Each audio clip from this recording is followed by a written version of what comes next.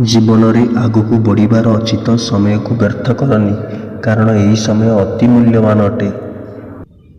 Psychology ଅନୁସାରେ ଆଜିର ସମୟରେ ୟଙ୍ଗ ପିଲାମାନେ ଗୋରୀ ମୋଟି ମହିଳାଙ୍କୁ ବେଶୀ ପସନ୍ଦ କରୁଛନ୍ତି।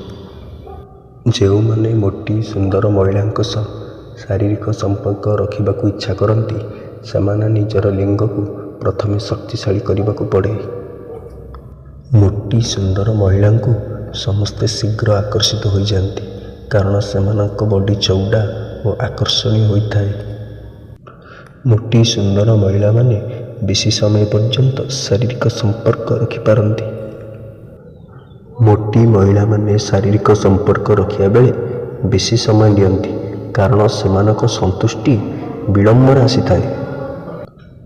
ସୁନ୍ଦର ମୋଟି ମହିଳାଙ୍କ ସହ ଶାରୀରିକ ସମ୍ପର୍କ ରଖିବା ବେଳେ ପ୍ରଥମେ ଫୋରପ୍ଲେ କରନ୍ତୁ।